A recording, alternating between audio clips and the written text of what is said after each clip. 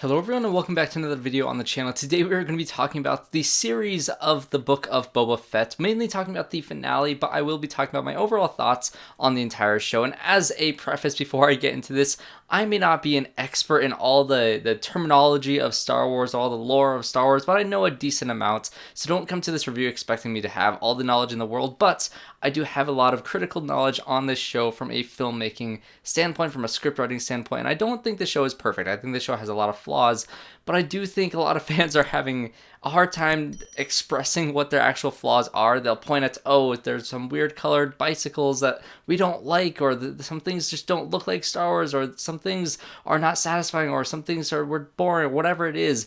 I'm here to explain why that may be, but overall, in terms of my thoughts on the show as a whole, I'll just get into that right here. I really enjoyed this show, and I will be talking about spoilers because there's a lot to spoil in this show, especially in the finale here. And I think my overall enjoyment comes from, yes, the last 3 episodes were so much better than the first 4 because the first 4 has its flaws, and I think those flaws bleed into the finale and into some issues that I have with the rest of it as well. But for one, I'm glad that we got this show. I'm glad that we got an exploration of Boba Fett after the Sarlacc pits, because I've never been a fan of Boba Fett's, from the original movies. I know that may be a controversial opinion, but he had 7 minutes of screen time in 2 movies, and he accidentally fell into the Sarlacc pit by somebody accidentally hitting him in the back, and he accidentally flew into it, and it's just an underwhelming character. I never understood the love for that character, but he got some more, exploration in the prequels with his, father being Jango Fett, and some more exploration in the Clone Wars animated show, and of course in the Mandalorian season last year. And I loved the, not origin story, but the flashbacks in this show exploring how he got out of the Sarlacc pit, how he, befriended all these Tusken Raiders, and he was able to get the Gaffi Stick, and you figure out all the history behind all of that, and you get to learn all these great things with the Tuskens. And I think that this show's main flaw is structure. The first 4 episodes heavily rely on the flashbacks to explore, whenever he was injured in the present time, he got in the back to tank, and it flashback to all those things that I just mentioned, and I loved all the flashback scenes, but every time we cut back and forth between the present day and the flashback scenes always overshadowed the present day, which is super important, especially when you come to this finale episode. You never felt like the present day stuff was fully fleshed out when all that storyline with the Tuskens were so fleshed out. It was amazing, and I wish this show, in terms of its structure, played in chronological order. I wish it started with the Sarlacc pit. Maybe you can get some introduction of him being on the throne, but then you get the first 3 episodes pretty much entirely, the first 2 episodes entirely is just flashback, and then you get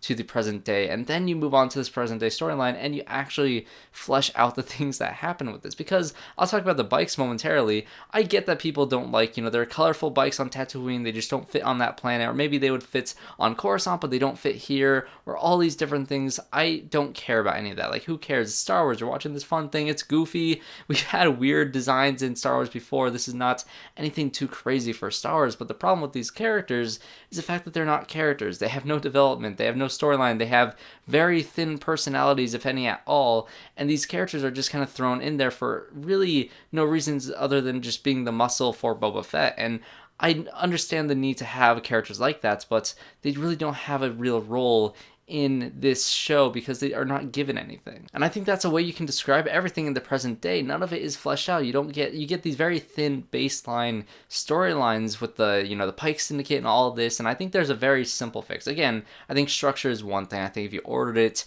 in chronological order, you'll have a natural progression of things, and pacing wise, I think it would work better. But also, I think the biggest mistake of this show was killing those Tuskens, and maybe have the Tuskens there instead of these bike people, because you already spent so much time developing those characters, and to have him have, an army of people, that he's going to have for the final battle in the last episode, why shouldn't it be the Tuskens? Because it is Tatooine. They are the, the people who belong on that planet, the native people. And to just kill them all and to just kind of throw them off on the side and to just have a revenge plot for Boba Fett's is okay. It's a very baseline story, but I wish they would give even more depth to those Tuskens and have them carry on to the present day stuff. I think that could have also been warranted. Or, again, you just flesh out those biker gang characters with the mods, because there's some cool ideas with that, with the modifications, with FENNEC, all that sort of thing, but it just wasn't enough for me to care about those characters. And another thing to really boost that storyline, especially with the Pike Syndicate, is yes, they had that whole thing with the Tuskens and all that is fine. A revenge plot is fine, but I do think there should have been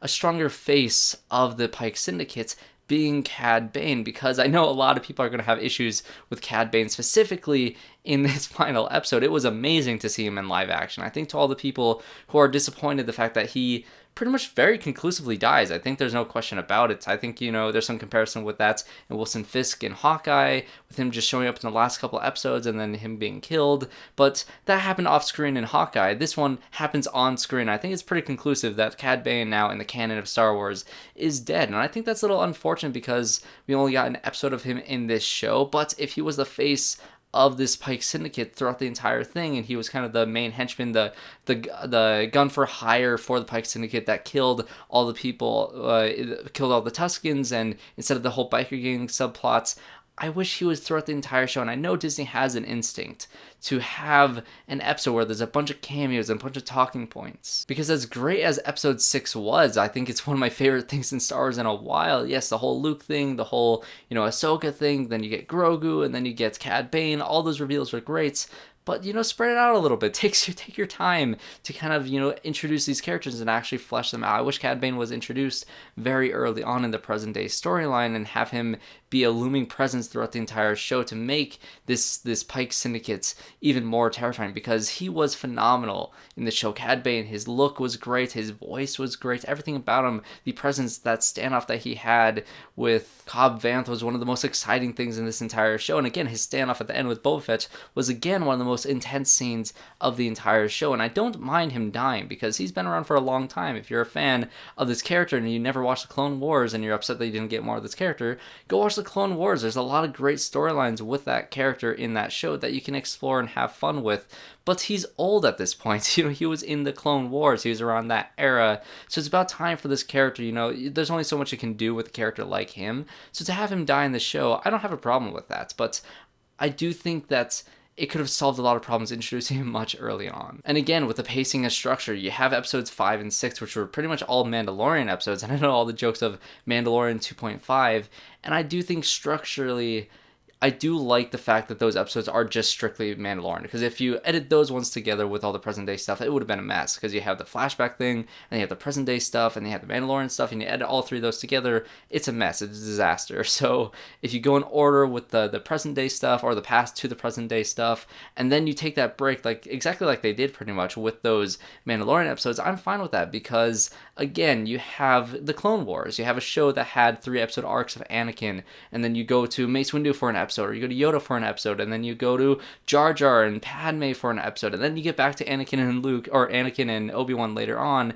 and have their arc once again. And so it was always scattered like that. So I really see all of these new Star Wars shows that's taken in the post-Empire era as a new Clone Wars show. So like Star Wars post-Empire or something like that, and you'll have, you know, a bunch of episode arcs of Mandalorian, and even the Mandalorian show, you had a 1 episode arc of Boba Fett, and you had that storyline, and then you can move on to the next story arc. So that's how I saw that. So I never had a problem with Mandalorian kind of taking over the show, because again, the stuff that they did with Mando and Grogu and Luke has been some of my favorite things in Star Wars, period. The Bryce Dallas Howard episode is definitely my favorite of the entire season. I love that episode. As great as the cameos were in 6, like I said, episode 5 was just a very compact, really cool, with lore and with everything with the Darksaber and the Mandalorian culture and seeing Mandalore and setting up season 3 of The Mandalorian. All that was fantastic. And one more little controversy that I think this show is already, you know, dealing with, that I think will be a little lessened by this finale, because I think the finale does a great job at exploring Boba Fett's character. I think there was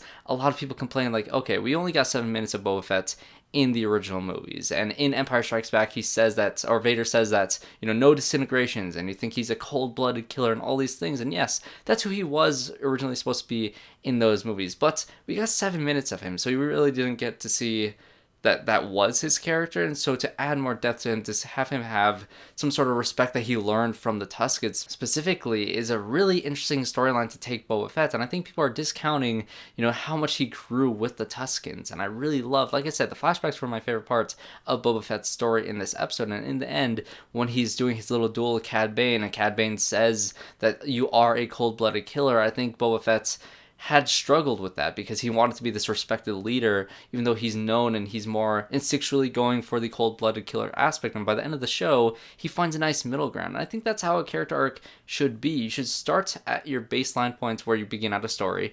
then by the time you get to the middle of the show, you should be as far away from that point as possible, even to a fault. You should be a very flawed character that's trying to change, that's trying to do something different, and you have completely changed from who you were that is causing problems. And by the end of the movie, you find a nice little middle ground, kind of like Superbad. Superbad starts off with his friendships, and towards the middle of the movie, the friendship is like broken between Jonah Hill and Michael Cera, but by the end of the movie, they have made up, and they know that they're going to go separate ways during college, but they've accepted that. They have found a nice middle ground in their relationship, and I think they did that very well with Boba Fett in this show. Yes, you can say that Mandalorian was the best part of Boba Fett's show, but it's not to say that Boba Fett didn't have a really solid arc, especially in this finale. Seeing him show up on the Rancor, seeing him fight Cad Bane, how brutal he was with the gaffy stick, that fight that Mando and Boba Fett had side by side against all the Pike Syndicate, all those sequences, the action and the special effects in this episode were phenomenal. I think that you could say that pretty much about the entire show. So overall, I'm fairly positive on this show. I know it has a lot of controversy, it has a lot of differing opinions about different things, and I think we can all agree that it wasn't the smoothest ride possible for the Book of Boba Fett, but especially with this finale, I wouldn't mind seeing a season 2. You have all those characters now on Tatooine. They're now the leaders running Mos Eisley, running Mos Espa, and all these different things. They are now kind of, they're the crime syndicate on Tatooine. They're the sole one.